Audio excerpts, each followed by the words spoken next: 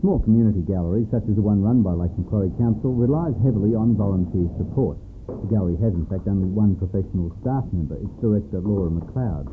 However, in recent months, the numbers of those in the gallery support group, the Friends of the Gallery, have declined to the point that the group's no longer functioning. So an attempt will be made to rekindle the enthusiasm of volunteers by forming an entirely new group. I mean, the gallery has a lot to offer to people if they get involved, because there's a whole range of activities, social activities, that they can get involved in, educational activities. They can learn about art, they can become friends with other people who are interested in art, and it's a lot of fun.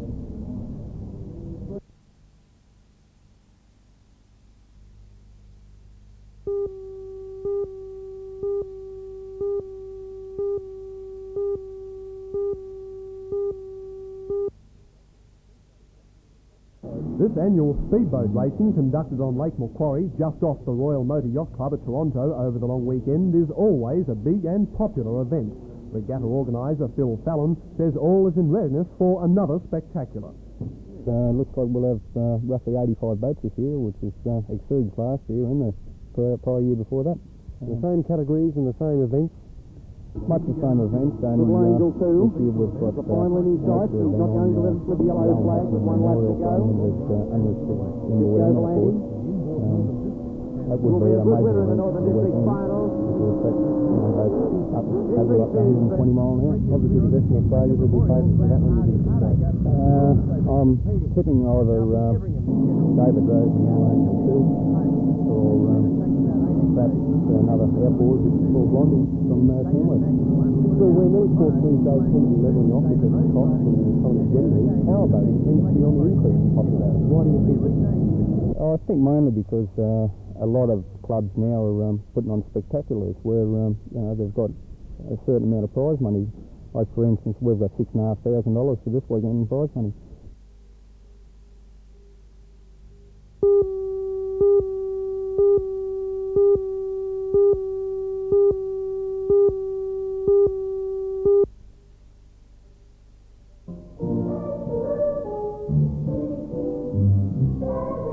About 200 people have been involved in one way or another with bringing Charlie Girl to the stage. The cast is made up of 80 students from Year 7 through to 11, with the lead role of Charlie being taken by Debbie Payne.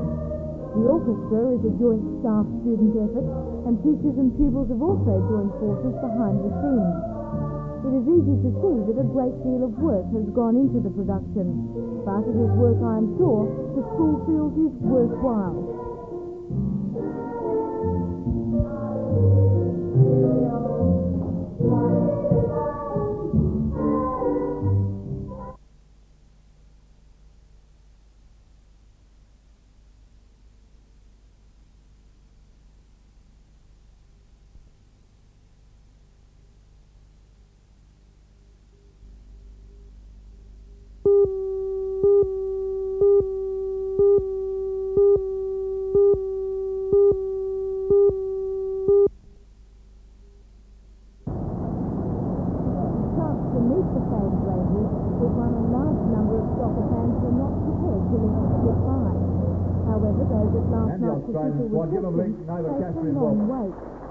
Due to the late arrival of their plane into Sydney, We'd like the to Scottish give a big team were more than welcome to 2 hours late. When they finally did arrive, however, they were given a warm welcome by officials from the Northern New South Wales Soccer Federation. Also present at last night's reception were the Socceroos, who will clash with the Rangers tonight in a match that more than 6,000 people are expected to attend. The Rangers are in Australia along with 4 other overseas clubs as part of a series designed to give the Socceroos some top competition in readiness for the 1986 World Cup Challenge.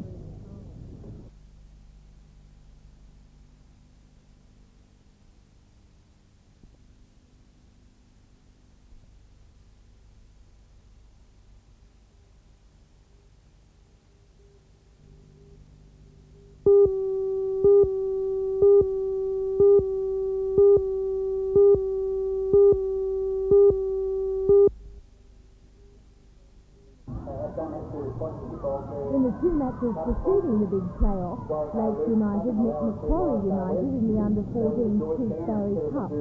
Macquarie was defeated by Lakes 10 points to 4. In the J.J. Wilson Cup for under-16, Central Charlestown clashed with Maitland. It was Maitland's game, 15 points to 4. The match of the night was, of course, the President's Cup Challenge, an exciting game between Lakes and Western Suburbs. The President's Cup for under-18s and under-20s is a tradition that goes back more than 30 years in the city's junior rugby league. So last night was undoubtedly the highlight of the season for the players. Both Lakes and West played well, but the Caulfield side maintained an edge throughout the game and finally defeated Lakes 9 points to 3.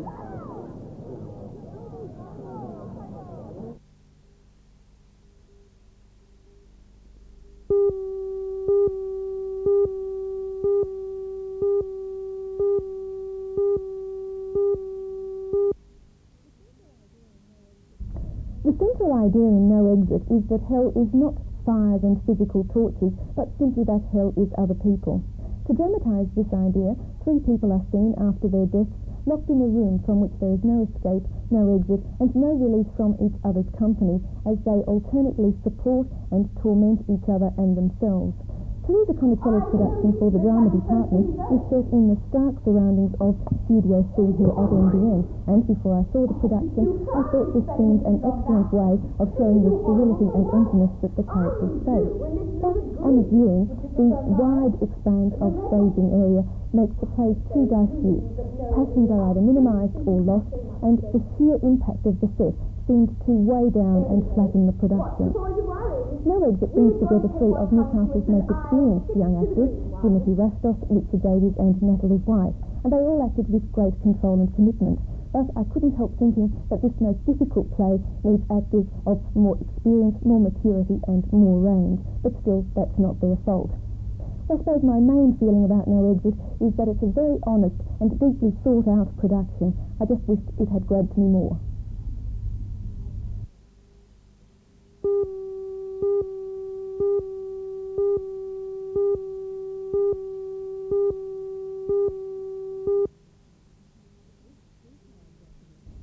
This detailed document contains the basis for the new nursing course as seen by the Newcastle College of Advanced Education. It's vital the document is approved if there's to be an intake of nursing students next year. The panel which studied the report at the college this week said it would make a favourable recommendation, and it has even gone so far as to suggest to the Higher Education Board that the Newcastle CAE bring staff on board early for an orientation period, a suggestion that pleases the college. Oh, very much so, because the innovations within the curriculum are what I would call milestones in nurse education. The report took 12 months to compile by college staff, and that means the CAE was working on a tertiary course for nurses long before the government announced its decision.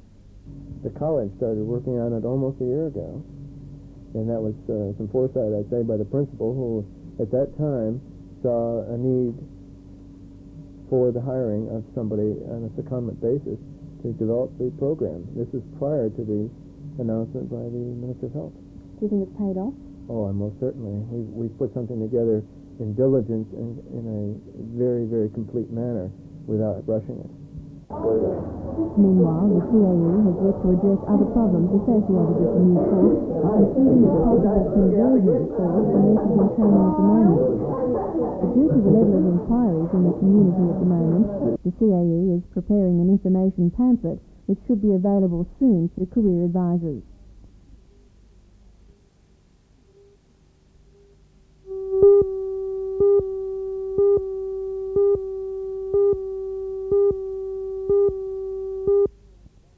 At half-time, the score was 1-1. After the break, the Rangers appeared to be well in control and finished up winning the match 4-2. But the spectators got their money's worth, judging by their enthusiasm during the encounter. Macquarie Field playing surface was a credit to the local groundsman and gave both sides the opportunity to work moves and passes without any excuses. But the Rangers taught the Socceroos a lesson or two about the game, and that's what this international series is all about, helping prepare Australia to qualify for the World Cup in 1986. In Brisbane last night, the Socceroos A side features in another international clash.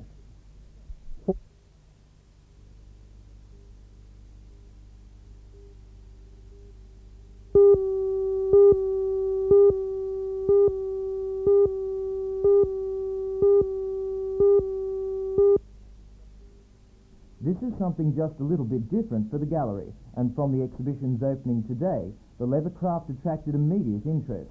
Many of the exhibits are what you'd expect, practical and meticulously handcrafted in the best leather.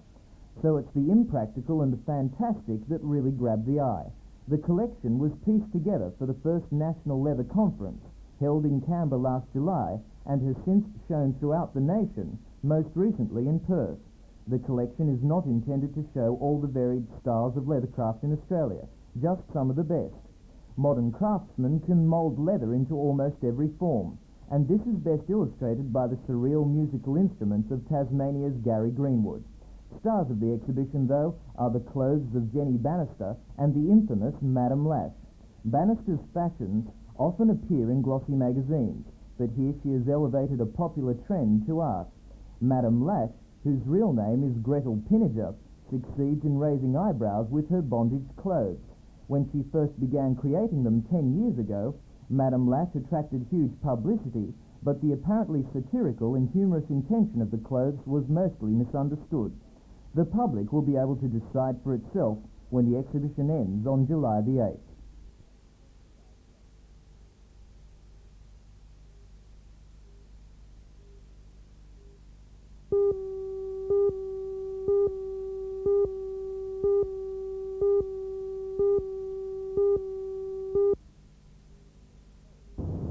The new men's home is being built at the back of the old. Since 1908, the Salvation Army's Wickham Hospital has been providing food and beds for up to 43 men a night. But its aging facilities needed a boost, and today concrete was poured into the foundations for the $355,000 extension. $175,000 of that has been provided by the Department of Social Security, while Youth and Community Services has granted another $45,000. The balance is being raised by the Salvo's Red Shield appeal. The extensions will contain new shower and toilet facilities, and most importantly, a 6-bed proclaimed place. For alcoholics, the proclaimed place will provide an alternative to a night in a police cell. The complex should be complete and operational by November.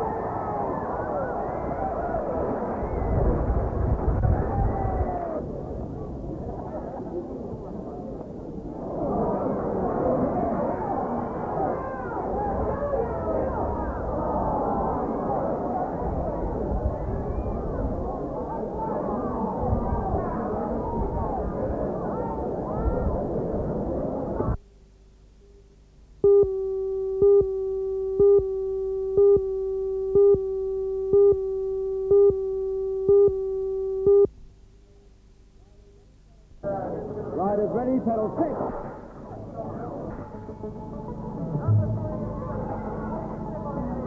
The organisers of the 1500 BMX title were delighted by the turnout of both spectators and competitors. This is the 4th year of the event, which has grown to become the second largest BMX competition in New South Wales. BMX attracts youngsters of all ages, from the 20s up to teens, and unlike many other types of racing, as many girls as it does boys. The track at Cardiff is 320 metres long, and while it is not without obstacles, it's certainly easy enough for a rider with little experience to handle. The good riders stand out because of the speed they achieve. Many of the better competitors today were able to complete the course in less than 30 seconds.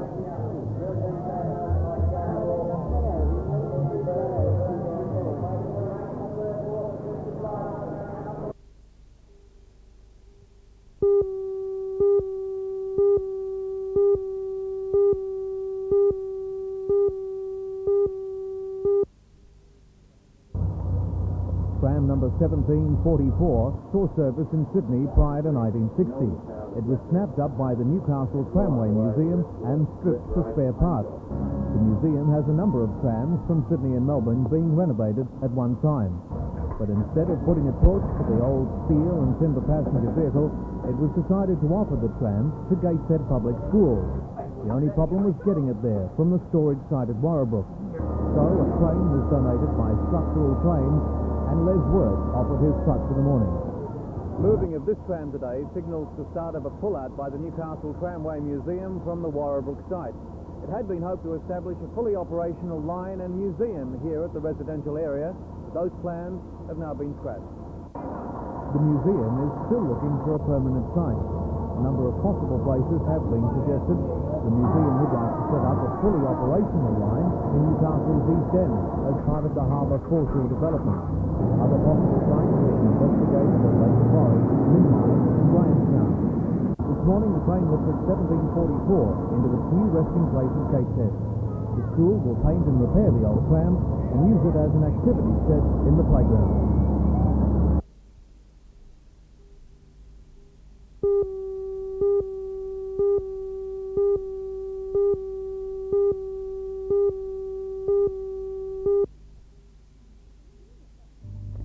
Being at That's Entertainment was a little bit like going into someone's home and seeing all the members of the household get up and do a turn, because it really did have that kind of homey, folksy feeling.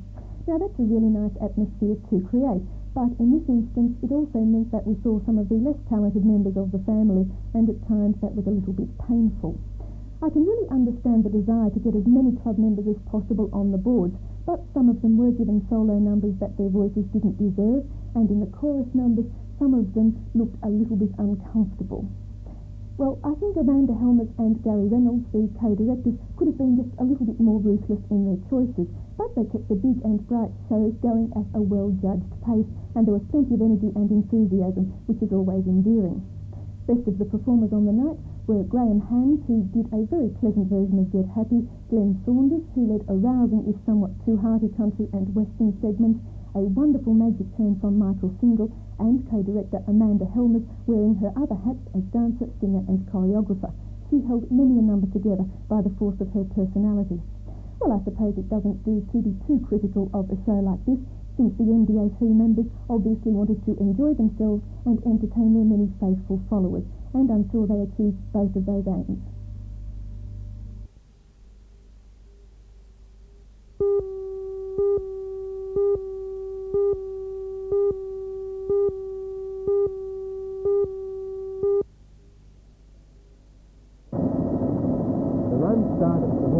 Golf Club.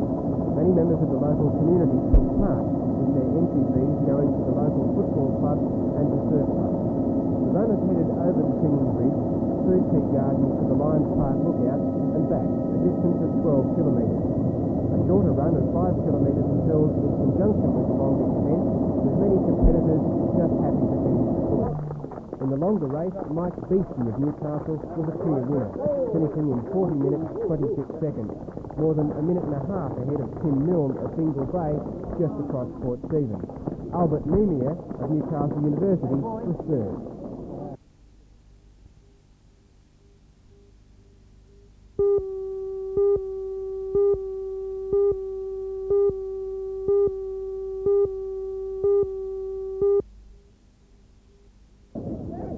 Meanwhile at Gosford, the Sydney team in gold won back the senior title with an exciting 1-0 win over Goulburn. While Newcastle seniors did not fare too well, despite playing a good brand of hockey, the Colts made it into third place, with two of their youngsters being selected in the New South Wales team for the Australian titles in Adelaide next month.